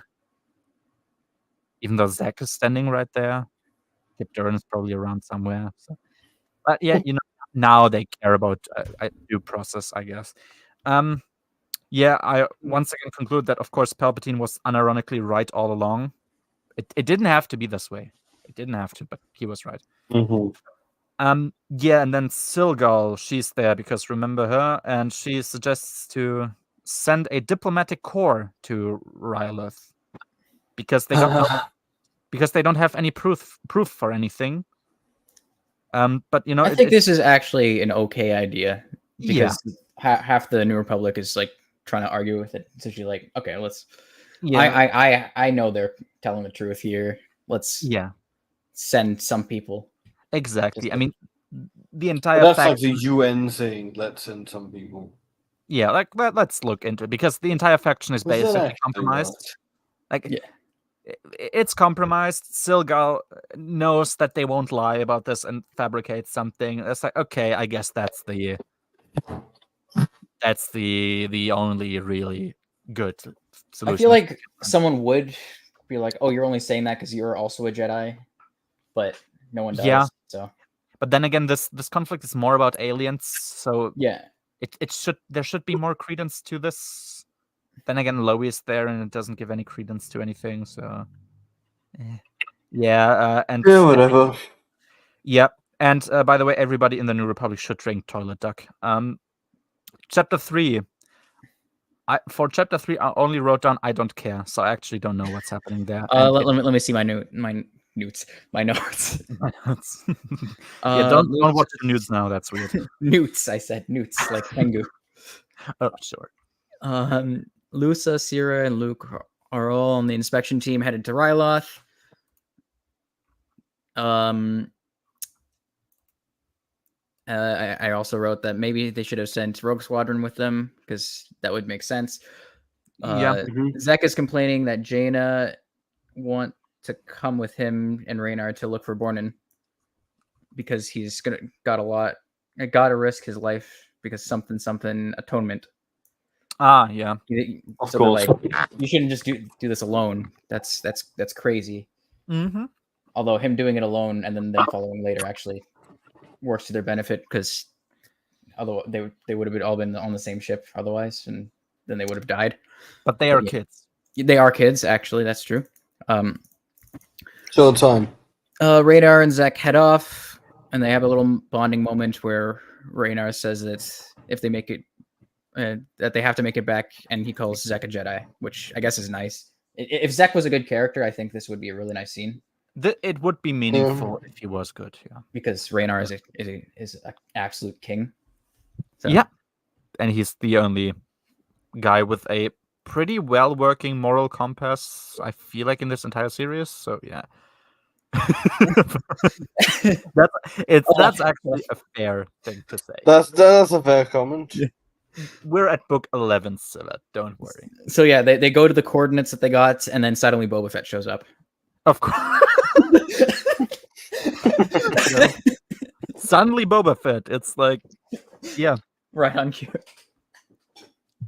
Oh man. Yeah, or to summarize it with my words, I don't care. Like, I felt like nothing was really relevant in that whole thing. So I was like, yeah, whatever. I don't give a fuck. Chapter 4. Yeah, as I said before, like the only reasoning given why the human virus, was even developed in the first place is, quote, the Emperor wanted only to wipe out certain human groups. That was like his thing. So he wanted to wipe out humans, but not all, just some people. And of course, not the entire species, but yeah, I It's guess very potent. So they're like, You have guns. They do have guns. they have superior military craft. Mm. Oh well. I'm willing to accept that maybe this was created before the Death Star, and they kind of like switched resources to it, and they're like, we don't need plagues anymore, but just in case, we'll throw it in this warehouse. Sure. I mean, I guess it wouldn't work with a prequel timeline, but that wouldn't be fair to this book. Yeah, But maybe. Palpatine had a lot of different projects going on at once. Yeah, he did. Maybe That- when he you figured out gotta the have- Death Star actually would work, because he Exactly. wasn't too sure. If the laser idea didn't work, then he had a big orbital battle station with tons of lasers, so you could still shoot things. But I guess so, yeah. if it didn't work, then he had this warehouse full of flakes. Yeah. Whatever. Sure. Yeah. There you go. Yeah. I also wondered, like, because the guy who developed viruses there was Derricott, and I guess I somehow wondered how the New Republic didn't know about this place. Because it's the New Republic. I mean, Fair. I haven't considered that. I should have, probably, because that's basically the answer for everything. Yeah, and then the kids, they save Bornan from somewhere. Jaina yells "Yeehaw" as she's flying, like her father in that movie I watched a while ago. yeah. No way. This is what I was talking about in the last chapter. That they followed Zek, and it actually makes it better because they would have all been on the same ship that was being attacked by Boba Fett. Ah, yeah. You mean Boba Fett's daughter? Boba Fett's daughter. Thank you, Pena. Chapter 5. Oh yeah. So the kids, they had to, like, they wanted to argue with Leia, I guess, about saving the other kids. Oh wait! I missed something. Oh, you missed something. Oh no. After Jaina yells out "Yeehaw," she goes, "This is just like when Han did the same thing for Uncle Luke at the Death Star." She actually does, yeah. I just You thought that was get really- it? Remember the movie that you watched as a kid? This is exactly the same. This scene we're doing right now is exactly the same, and I know that because Jaina says it. Because Jaina says it to me in this book, and Jaina is also a kid. So That's crazy. I remember those Mind-blowing. days. They were kids. They truly were kids. I like that this implies Jaina knows even like the noise that her dad made in that moment. Yeah. Like he literally said, "Yeah," and then I yelled "Yeehaw" as I rescued your uncle, because that's a Yeah, normal that's thing canon. to remember and to say to your daughter. And to tell Jason to tell Tenel Ka, so that Tenel Ka can tell Allah. Wow. It's a shame the yeehaw thing didn't become like a trope in the rest of the book. That would Like have been every funny. time Han yells "Yeehaw." Or just one of the Zola family. Then Yeah. then he becomes a space cowboy at that point. Imagine if Invincible, like before attacking. Like if you have the scene like that's on the cover, like Jaina jumping onto Jason, then she Just yells screams out, "Yeehaw," or like in JAT, like when Han is skiing down the mountain with Kip Durran, like he's yelling "Yeehaw." Yeah, he's screaming yeehaw when he's skiing down. I mean, they are riding a tauntaun, right? So that would be actually topical too. Then yell "Yeehaw," because it's actually from the same movie. Even no, wait, it isn't. I'm stupid. Whatever, forget it. Chapter 5. Yeah, so some kids want to rescue other kids. I actually forgot who was who, and I don't think it's important. But yeah, they tried to convince Leia, and Leia didn't even need convincing. She was like, yeah, of course, I understand. How about you just send actual people and not your teenage kids? No. You, as we We talked have about, established these teenagers are all the New Republic has. true. And Everybody we else also, is a double agent. Yeah, that's true. that is actually that's why that's when there's never anything happening, because everybody's literally just a double agent waiting for something to happen. They're serving the Crimson Empire. They're serving the Fusion Vong. Crimson Empire. We have I think did Killer have? I don't even know. Whatever. Everyone has spies. That's the only thing. And yeah, then Bubba is there, and he hacks the location of the virus storage. She hacks. Yeah, Is his daughter respect continuity? yeah. How about I don't actually, because continuity is a thing that needs to be built to be respected, and this continuity isn't that. Chapter, wait. Oh yeah, he hacks the location of the virus storage out of Bornin's ship, and now he's gonna go to Lennon, I assumed, and yeah, that's what happens. Chapter 6. Yeah, so Lennon learns about the inspectors from the New Republic wanting to go there, so her plan is to kill them and then to declare independence.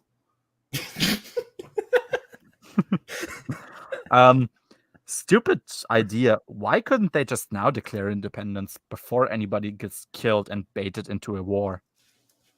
Oh well. Yeah, they get the location to the storage, and they'll go there with their armada. I guess they have an armada.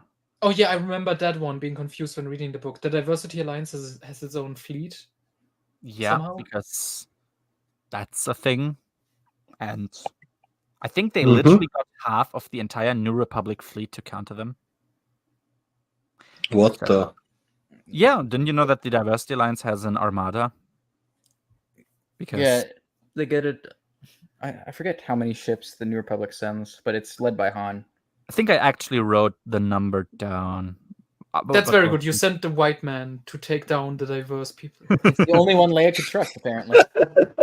I know at least that it's that's true. Actually, I know that it's it was half the fleet. I think half the entire fleet of the New Republic. I think that's set there, but we'll see. I should have probably written that down. Like if it's there, I have written it down. Chapter 7. Yeah, the kids sent the locations of the storage to Coruscant, and they use that Thule special coding thing, so they don't actually because the New Republic doesn't know that you can send coded messages. You know, that's kind of a big brain move. So they do that, and then they go there themselves, like immediately afterwards. Chapter 8. Yeah, so the inspection team goes there with one senator. He's a Chadra fan, and he's very obviously a Bolshevik agitator. And yeah, so the resident Bolshevik, like, yeah, so there's one resident Bolshevik Lenin left behind there, so she can go away. And this Bolshevik immediately threatens them and cries about humans, which should kind of give instant credence to the accusations levied against them. But of course, that's not going to happen now. We'll get there. Then she invents some stories about Lusa, I guess being a traitor or something, about Syrah and about Kur. But then she gets asked, like, hey, please show us everything that's here. Chapter 9. Yeah, Aaron receives the message about the location of the storage. And yeah, as it turns out, it's coded pretty nicely because the Thools are better than the Organas. And then she informs Leia. There you go. Chapter 10. The kids want to blow up the storage. Chapter 11. The Bolsheviks reach the storage. Chapter 12. Lowy places bombs where the viruses are in the storage, which makes sense that he's to go there because he isn't a human and can't contract the virus. Chapter 13, the group gets found and they run away. Chapter 14, Lowy fights Korsk. Exactly, that was his name. Yes. It's just like Bosk, but kind of different. So that's a smart name. It's like Bosk, but Dorsk. Yeah, it's like Bosk, but with a C. Bosk 81. Bosk 81. Yeah, as they're fighting, MTD recommends that he should get away from the viruses so he doesn't accidentally damage the vials.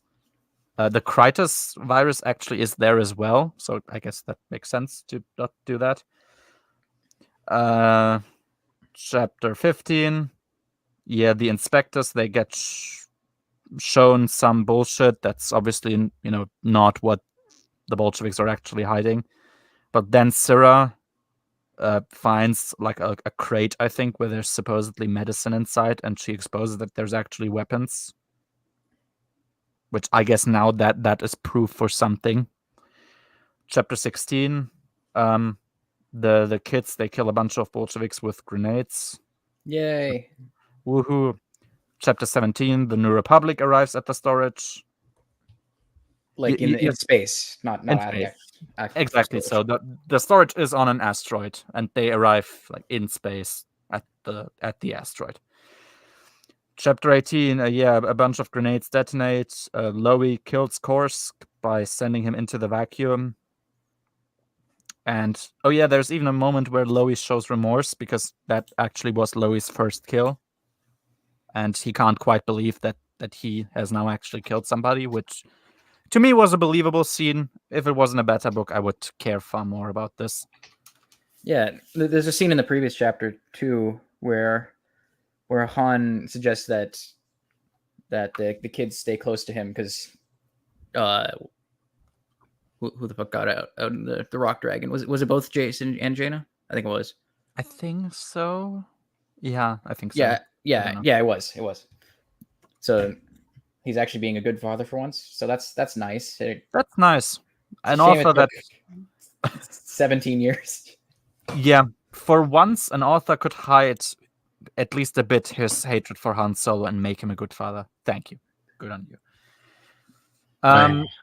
Yeah, and chapter 19, Bornan, he saves both Reyna and Crybaby by killing somebody. And he's even disappointed at himself because he's like, oh, look at what I've become. Like, now I have to do this horrible killing, which is a nice that fits. He doesn't seem like the guy who wants to kill. So yeah, that was a good scene. Then Lenin goes to the virus chamber. She finds the bombs and then starts to deactivate them. You see, I have a lot of notes written down here because it's intense. Like there's so much information here that I really needed to write down. Chapter 20. Somehow IG-88 arrives there and will help Lowy now. Chapter 21. The other right hand of Lenin dies. No. On Rylith. No, such a great character. The idiotic Chadra Fence Senator. I think he died too, which because he That- was like, "Stop shooting," and then they shot him. That was kind of funny, I have to say. And he's also an agitator, so that was kind of cool. Yep, good riddance. Bye bye. Yeah, then Kur, the former exiled clan leader, he like runs into the fight. He yells at everybody about equality, and then the fight's over. Yeah, he said, "Stop shooting louder." It's different. Yeah, exactly. That's more meaningful. And he's also a Twi'lek. I guess the implication here is that Twi'leks will only listen to Twi'leks because, yeah, Diversity. yeah. Oh well. And yeah, the narrator, actually the narrator himself, he incorrectly calls the Bolsheviks, who are unaware of Lenin's secret plans, freedom fighters. The thing is, are you actually a freedom fighter if you fight oppressors that don't exist? I don't think that qualifies as a freedom fighter, but That sounds disturbingly modern. It does, doesn't it? Kevin was a prophet. Kevin was in some ways a prophet. If only he was also a literary scholar, then we would have listened to him earlier. Maybe we could have prevented a lot of things. And no, there we are now. Yeah, I was like, yeah, you're just dumb people with weapons. You're not really freedom fighters, so I don't know what to tell you. Chapter 22. Yeah, so there's a space battle going on, obviously, between the New Republic and the Bolsheviks. And yeah, the space battle should be over immediately because it's the armada of the Bolsheviks against, I just have half of the fleet of the New Republic. That's explicitly said. It's half of the fleet. Which, I mean, if they don't immediately crush them, they crush them pretty quickly, I have to say, but probably not. Only after the Thals show up. True, actually. Yeah, that's true. Yeah, and Raba, she's in the middle of it, and she realizes that war is bad because people die. People die when they are killed. That is a realization that's not easy, you know? I mean, this is the real message of Young Jedi Knights. Yeah, war is bad because people die. People die when they are killed. It's just. So what does all of this have to do with Jedi training, by the way? It's so funny that you asked that. I entirely forgot about this question, probably because all of this has nothing to do actually with Jedi training. If you were to ask me, like, what? I mean, we'll speak about it when we're done with Young Jedi Knights. But yeah, there's no really meaningful Jedi training. I mean, I guess what they learn here is just the diversity bad. Yeah, which that is truly a message of all time. Yeah, like I don't think they develop any new skills, any new knowledge about the Force and the history of the Force and the Jedi. They're just there having a plot go on. Yeah. And yeah, then she sends the fleet away while she's trying to go into the storage and find Lenin. Chapter 23, Bornan, he tries to attack Lenin. He seems to get infected by something. And IG-88 is now like almost in the same room, and he tries to violently enter the storage, which the others, I think, try to stop because the virus then could leave that room. Chapter 24. Yeah, so Bornan dies. He actually was infected with something. To me, what the fuck's this? People die if they're killed. That is actually true. It's not easy to come to that conclusion, as we've seen in this book. Yeah, so Bornan dies, and I thought his death kind of sucked. Not because it was badly written, but just because this character, like out of all characters, this character deserved to live. He actually started to become good, unlike Kevin's many other characters. Yeah, like he was one of the only adults with a brain that was bigger than a pea. So that was kind of disappointing. And he was actually a good parent. He was a good dad, a good husband. Wait, what about Erin? Is she in the good mom list? She sends her child to Luke Skywalker. That's a pretty big L on her part. other than that, you know, she seems fine. She seems fine, yeah. He likes Han Solo. That's a plus. Yeah, but Han Solo couldn't get her, and that's, I guess, maybe a plus. Whatever. What? Wait, by the way, in A Secret Spin Han Solo trilogy, she shows up. Like I know, meeting. yeah, that's It it's was so referenced. well handled. It was so well Yeah. handled. Because One you of just the- said that Han couldn't have her, because I remember Han thinking he could easily have her in those books. Yeah, there's in Young Jedi Knights, in one of the earlier books of this arc, it's mentioned that, yeah, I met Han Solo once, and your father probably doesn't like him because he tried something, but it didn't work. That's kind of how she explains it. Hmm. Yep. Yeah. They came out within a month of each other, by the way.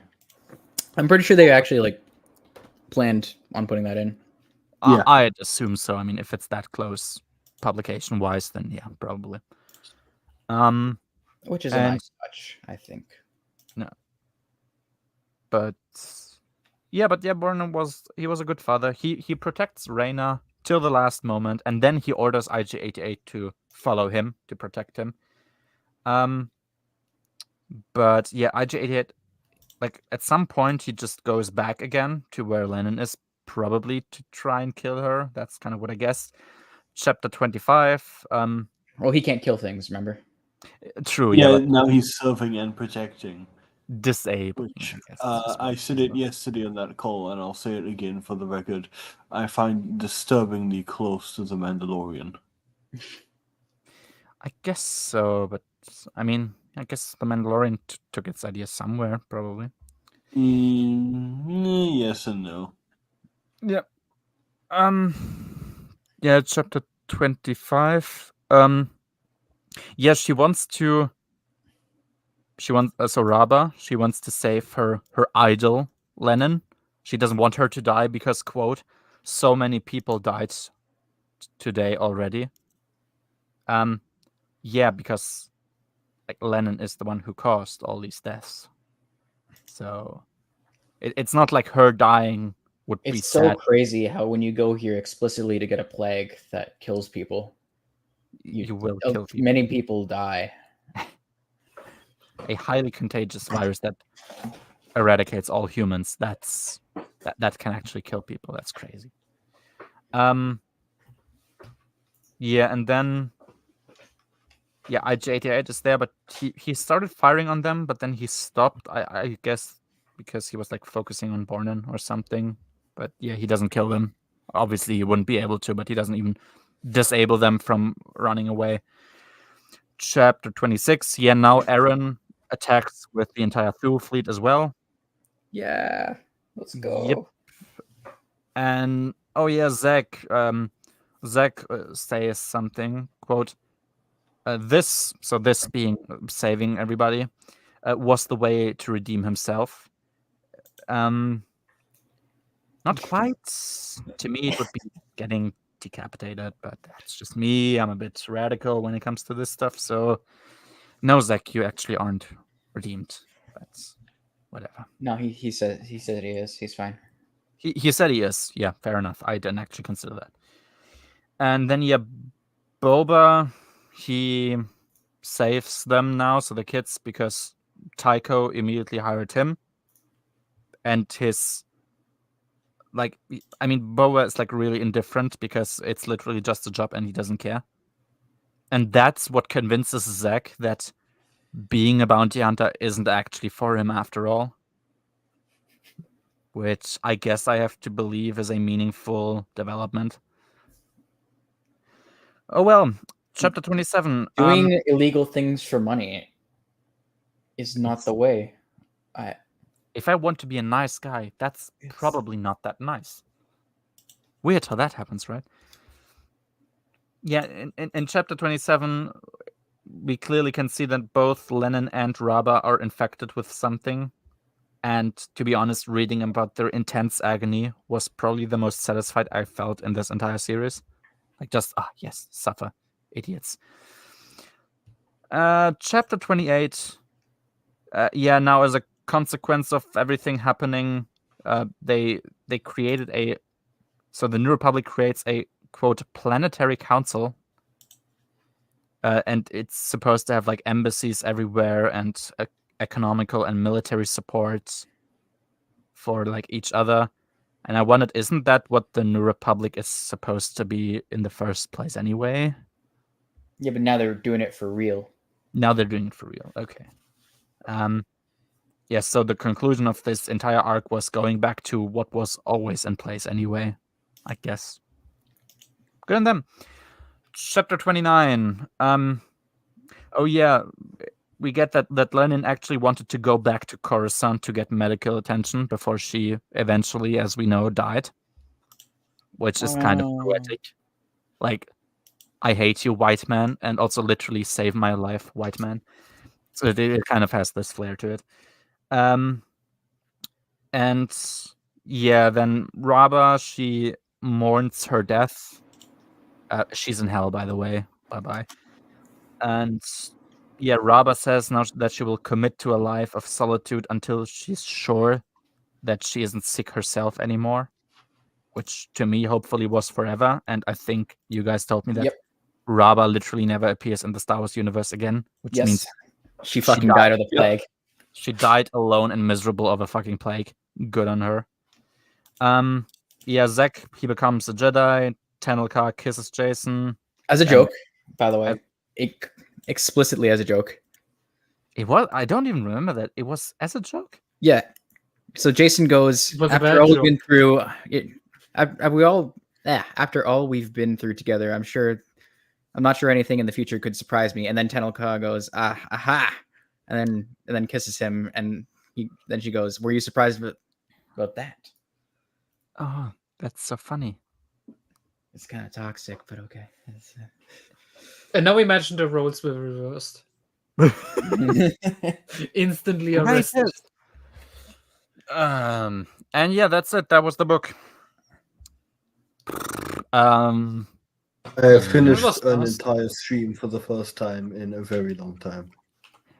I feel like this might be because we speedrun through the entire. I don't care. It counts. It's not like there was much to talk about.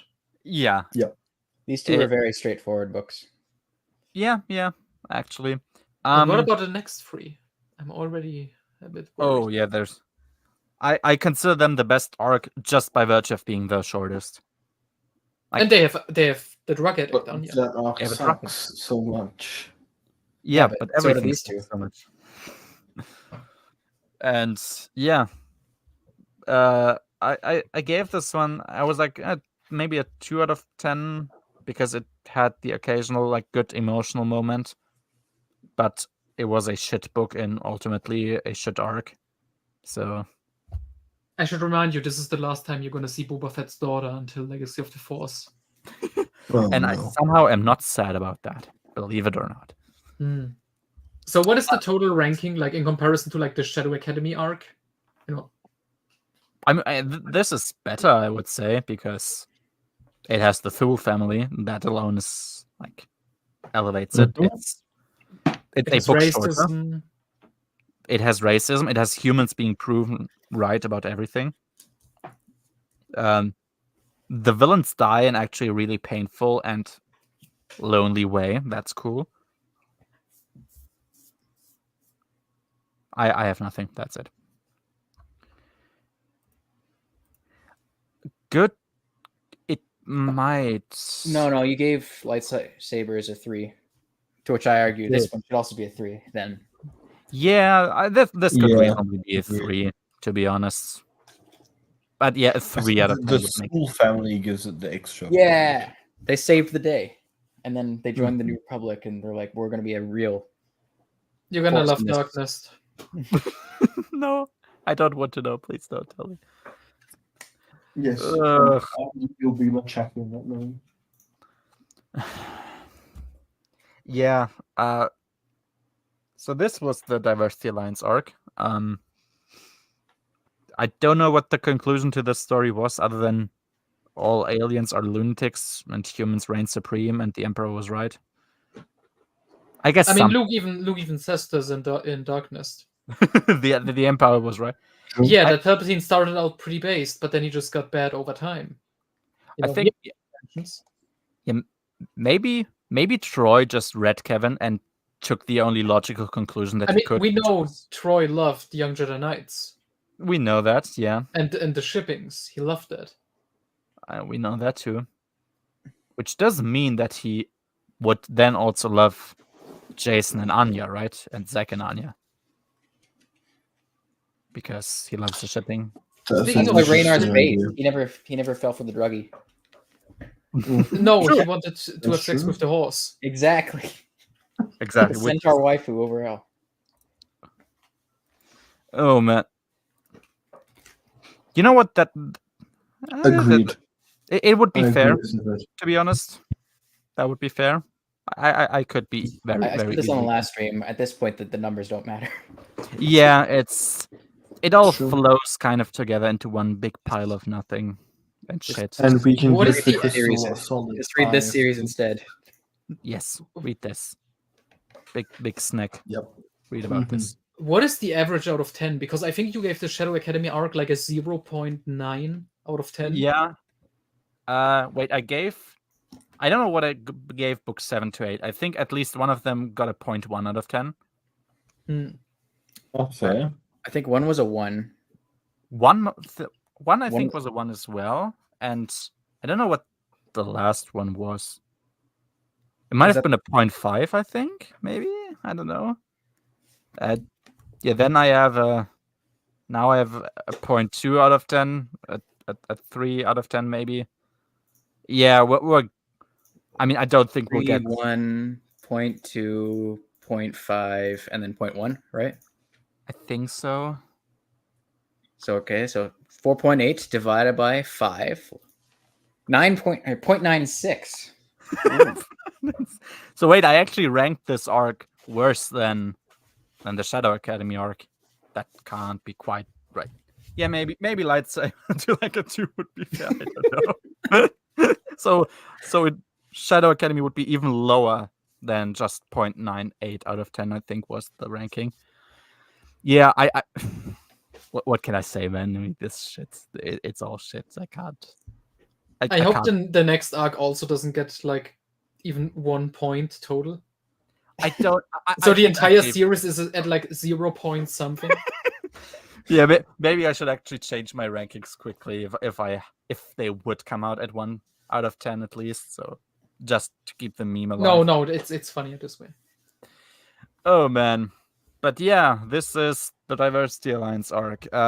Conclusion is read Junior Jedi Knights, of course, as always. You know the gist. Or be even smarter and read Jedi Apprentice. Or any Both. books and stuff. Do both. Or be even smarter and just don't read Star Wars. How about that? Exactly. Oh well, no, that's it. I And suspect for you the guys- character dynamics, you could just read New Jedi Order. Yeah, and don't feel the need that you have to like work off a checklist of books that you feel are necessary because Yeah, that's I a can- You stupid want idea. you want to read a fun adventure with the Zolo kids? Read the Crystal Star or the Corellian trilogy. Amen. no, please Agreed. don't read the Corellian. Read Crystal Star. That's It's fine. fine. No, it's not. It's fine. It's not. It's in comparison to this. I mean, No, yeah, it's fine. it's not.